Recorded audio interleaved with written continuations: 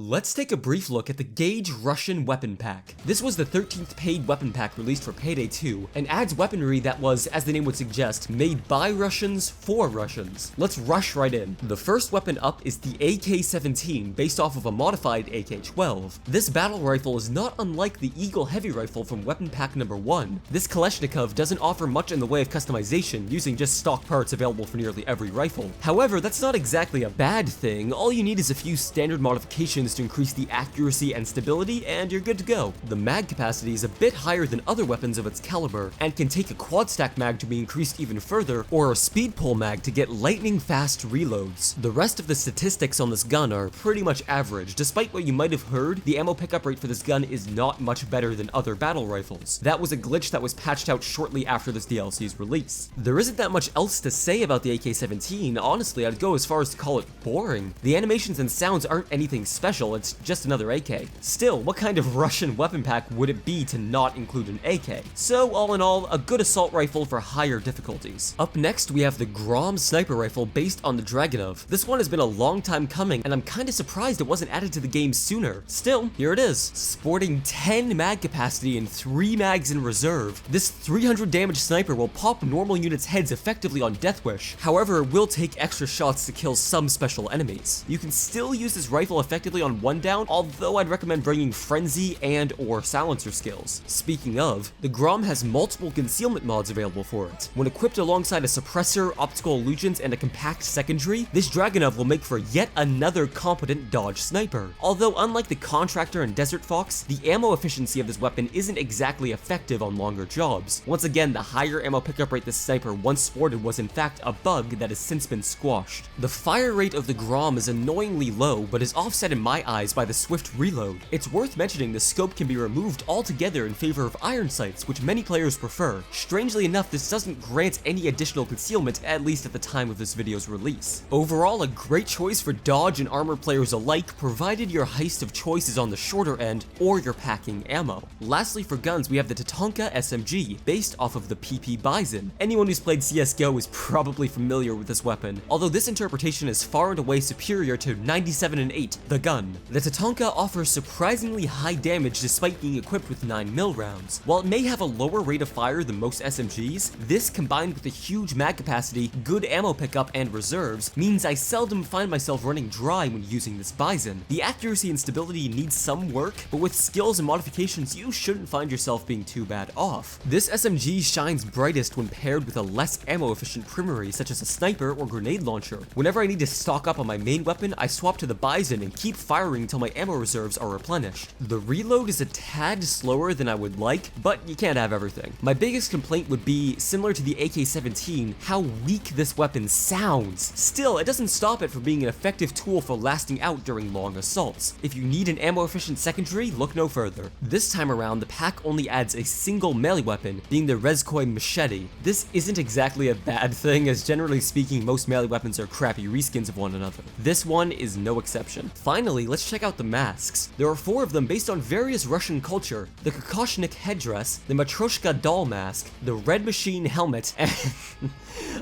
the war balaclava. I'm sorry, these masks are so goofy, especially the war balaclava. I apologize to all of my Russian viewer. And that's about it. So, with everything having been said, would I recommend the Russian weapon pack?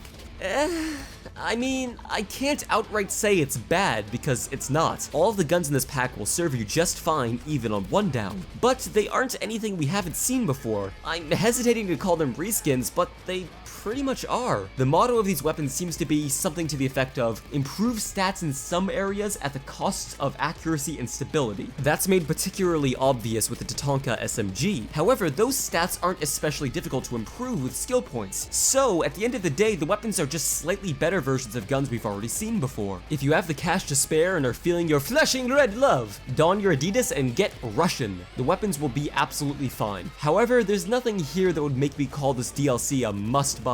It's just some good, if boring, improvements on older weapons. Thanks for watching, and take it easy.